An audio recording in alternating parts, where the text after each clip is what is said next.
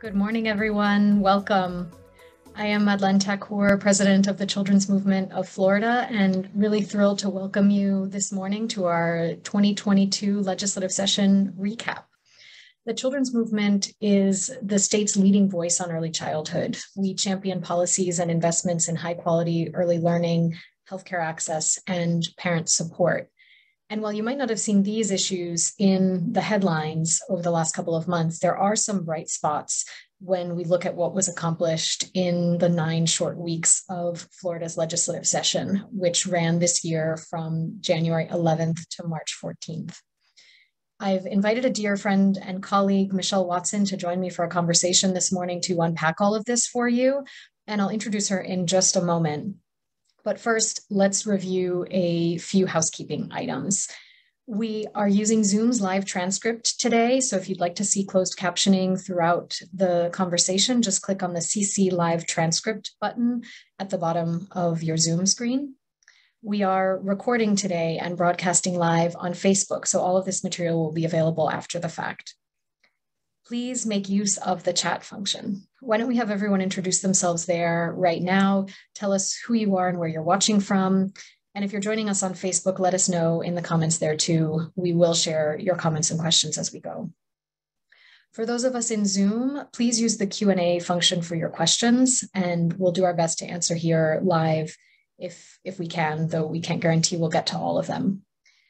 And our intention today is really to have a conversation with you, our colleagues and friends who are looking to make progress for our youngest children in Florida. We love seeing your energy and ideas flowing in the chat, but we also ask that you not use this space to solicit. So let's get to it. Michele Watson is the CEO of FACCT, the Florida Association of Children's Councils and Trusts, and is based in Tallahassee, Florida. She's a data guru and education policy expert who got her career started in the early learning classroom. She's a former educator in Polk County, former policy chief at the Office of Early Learning, and in her current role is focused far beyond early childhood on the whole spectrum of cradle to career, the health, well-being, and education of Florida's children, youth, and families. And you should see her face pop up here in just a moment. FACCT is an important partner of the movement on Florida's Early Learning Consortium, and importantly, the creator of the bill tracker that we brought to you every week during legislative session, explaining the bills related to our issues. So thank you for allowing us to share that with all of our audience as well. We promised you a 30-minute conversation on budget decisions and bills that passed or not that impact early childhood issues, and that does not give us much time. We promise to honor your time and end on time, and so we'll focus on just one question across each of the movement's 3 pillars: early learning, health access, and parent support. We'll start with early learning, and I just want to say, those of you who have followed us know that in 2021, we passed the most significant early learning legislation in decades. We really expected that this year wouldn't be quiet on the policy front, and we hope to make progress on the budget side. Before I ask Michele a question about what happened on that front, I'd actually like to bring up a voice from the field. And we've got a video to show you. Don't let the British accent fool you. Kate, who is the owner of All Superstars Preschool, is coming to us from Cape Coral in Lee County, Florida. So let's hear from Kate. Hello, I'm Kate Stroker, owner of All Superstars Preschool in Cape Coral. I just want to say, never in 30 years have we encountered such a crisis in the early childhood field. I think we're all in the same boat. We're all experiencing a huge demand for childcare and an incredibly limited supply of willing and able staff. And I'm so hoping that these increases in VPK and school readiness funding coming along soon will help to stabilise our workforce, give us the opportunity to pay what we need to pay so that everybody will be back with enthusiasm and excitement about working in the early childhood field again, and our parents can feel happy knowing their children are in good care. Thank you so much for all of you who've campaigned so hard on our behalf. This will help a lot. Thank you. Thank you. So, Michele, Kate references more funding for VPK, more funding for school readiness. How do you describe the progress made on early learning funding this year? I think it's what we've seen has not happened in the last few decades with the full support of really early learning and early learning funding. I think through the work of the movement, through the work of the Florida Chamber, through the work of a lot of advocacy organizations, the topic of early learning and prevention really starting at birth has really resonated with the general public in a way that I've never seen in the last 20 years, right? Folks are really starting to believe that if you have high quality early learning from the very beginning, then you are going to be more successful in school and life. You're going to have those executive functioning skills. You're going to have those language skills that you need to be really, really successful. And so I think what we saw this year is we saw beginning all the way back to 2016, we saw a movement around policy, right? We saw a lot of policy movement around school readiness, benchmarks and standards and thresholds for contracting. Last year with 419, we saw the VPK come in alignment with that school readiness accountability infrastructure to give us a full-scale system of early learning. And this year we saw the funding really begin to fall into place around how we're going to take these dollars and really serve children well and give them access to high quality early learning, which is really important. I think for so long we've had some disparative funding in relation to reimbursement rates for the school readiness program, reimbursement rates for the VPK program, as well as just overall funding. And this year was just a true banner year for the early learning system in Florida.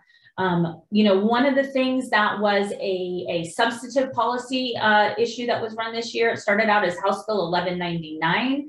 It was the school readiness funding formula. How do you really look at the cost of care? What does it cost in each age care level and age group to really serve a child well in Florida and have them be able to access the type of high quality childcare that we've now demanded in the state of Florida. And so it really started laying the groundwork around having an early learning estimating conference, looking at the cost of childcare, looking at the market rate, looking at a lot of different data sets that are going to be really, really important in making sure that each community has the resources that they need to reimburse childcare providers at a level that's adequate enough for them to retain staff, to be able to pay staff at a higher level and be able to provide those services in a really meaningful way. That bill actually was rolled into the larger substantive education conforming bill, Senate Bill 2524. That bill starts at lines 208 in that bill. And I think it's really, really important about really showing how they are going to meet every year, just like they do in K-12 for the Florida Education Finance Program, and say, what does our population look like? What are our eligible families look like? Where are services needed? Are we seeing growth in areas? How do we make sure that we are staying on top of the actual cost of care? And just to put it into perspective, the last time the Early Learning Estimating Conference met to talk about school readiness was in 2006. So there hadn't been a really substantive conversation around the population, the movement, and the reimbursement rates in almost 14 years at a state level. And I think that within not having situational awareness of where those rates were trending, we weren't able to ensure that there was access to high quality for every child that received a school readiness voucher at this point in time. So really meaningful work. Kind of the last piece of that puzzle that needed to come into place is making sure if there was standards and accountability and measurements that were required of childcare providers, that there was the appropriate level of funding that was going to be available to those providers to be able to maintain those services.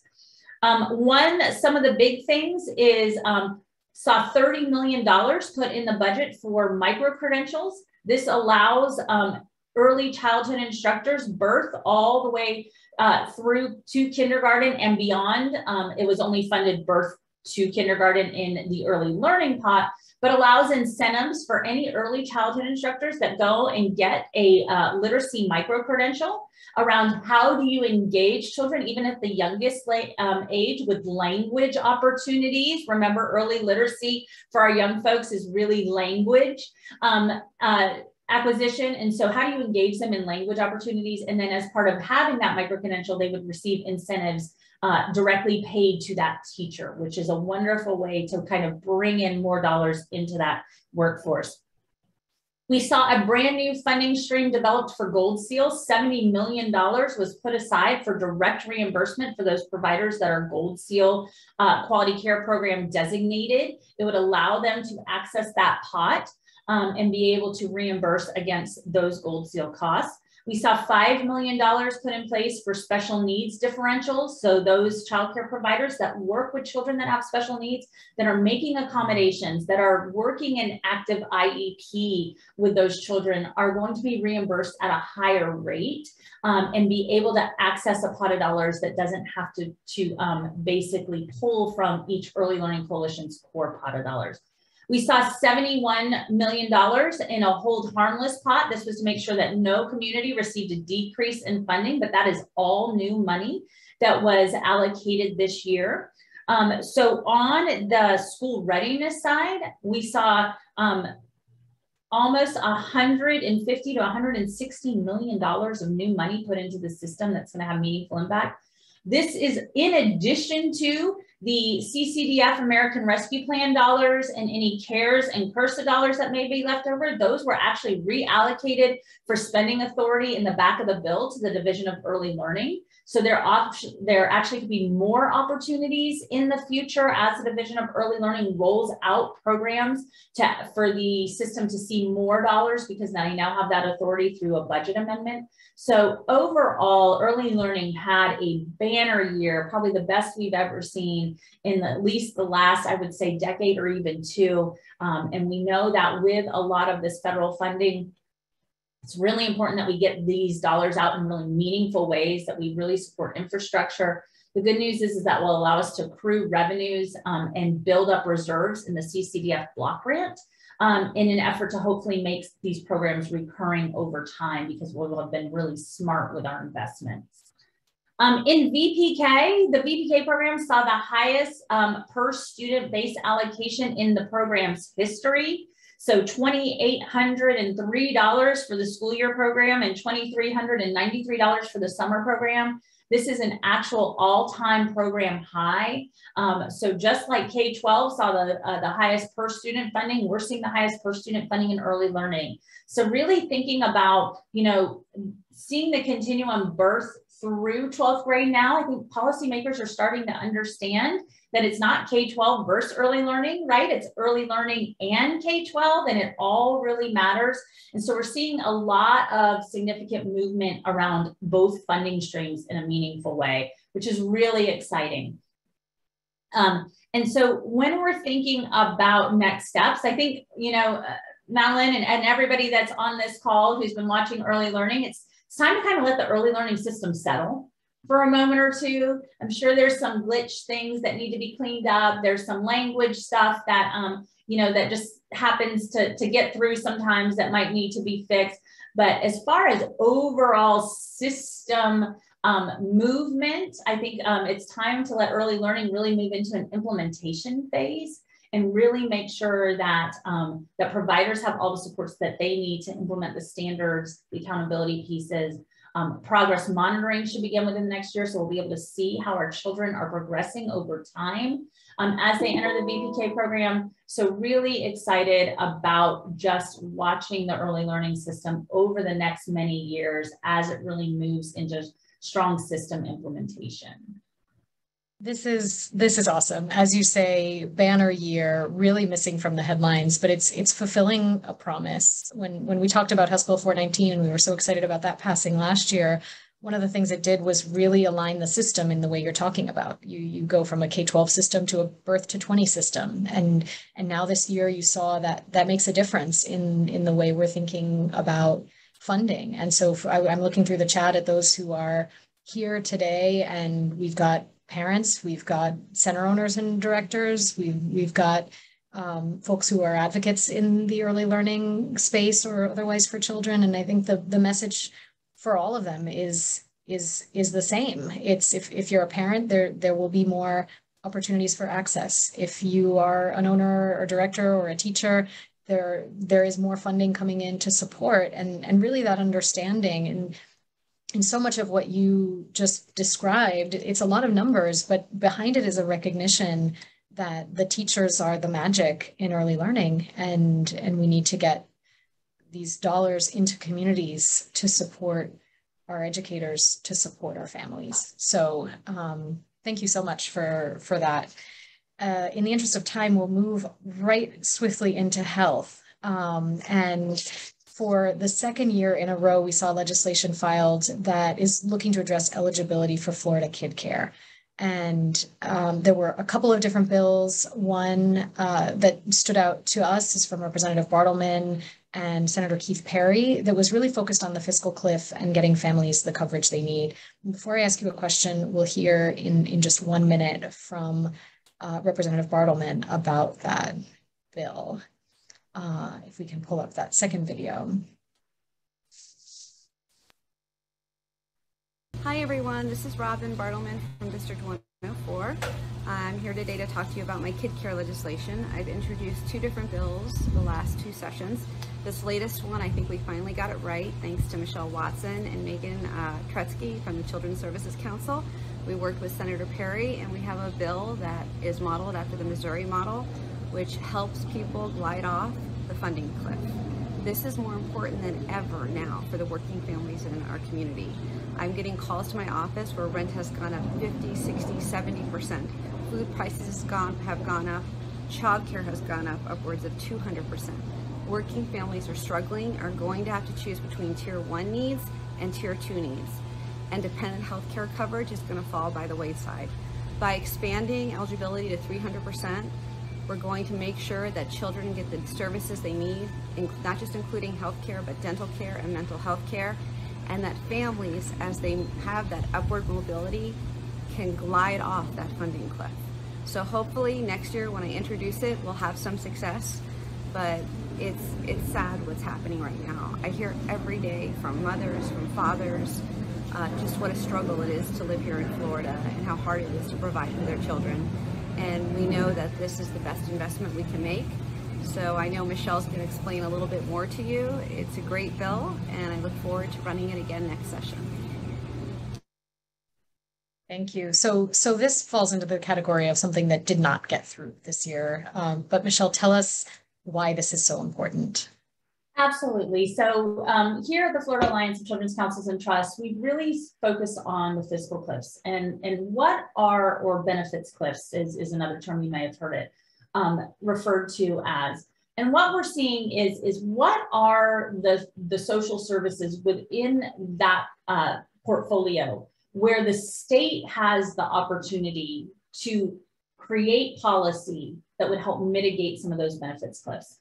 And so when you're thinking about the portfolio of social services, for example, when we're thinking about the SNAP program and food, that is mandated, and all of the instructions for that program come from the federal government.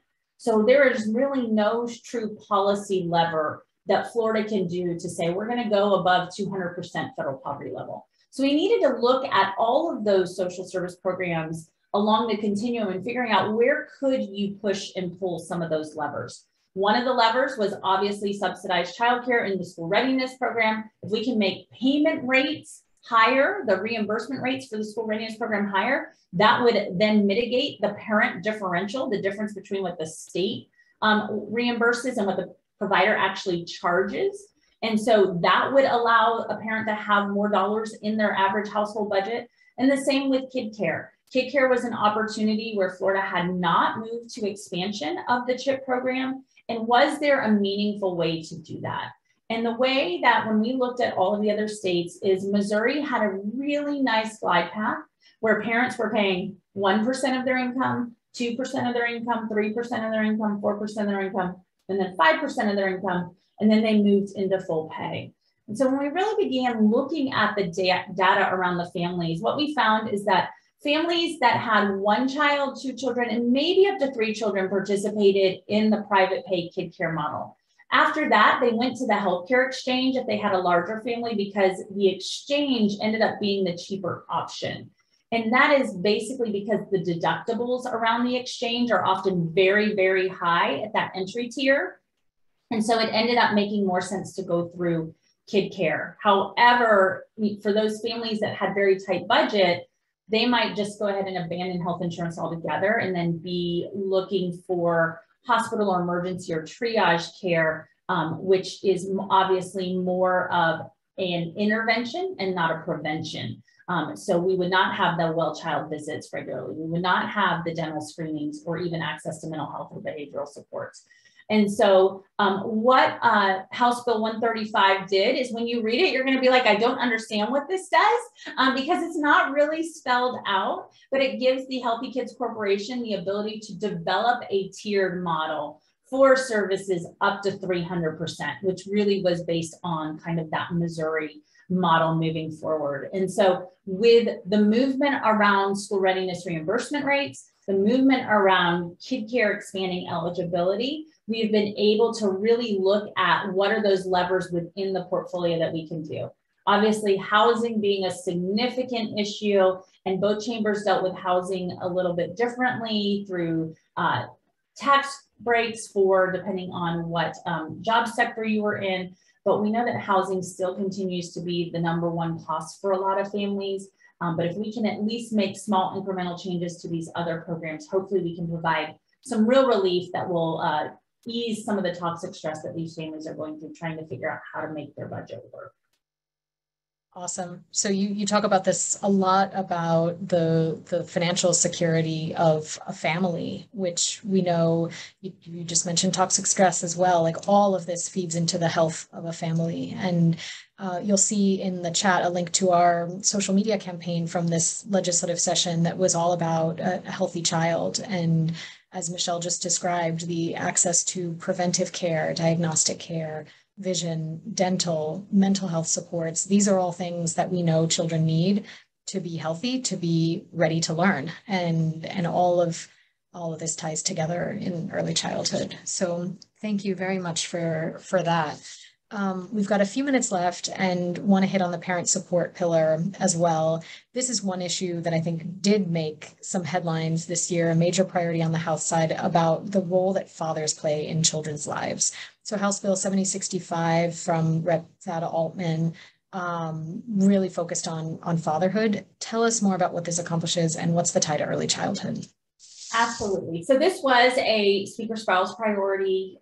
He was looking at the research and found out that when a child has a father or father figure role missing, they are more likely to have higher incidences of dropout, educational lags, etc. And so said, how can we help? How can we help these families and these gentlemen who really want to be engaged in their child's life and might have barriers to do that? So historical funding around this issue, there is $5 million alone just for a fatherhood campaign, where the Department of Children and Families are going to put together resources and materials about the importance of fatherhood, ways to engage, etc. There's also going to be grants to communities where they might see large levels of male incarceration, gentlemen who need help getting their records expunged so that they can go to work and provide for their families and be engaged. Ways to have fathers present in dependency hearings under DCF.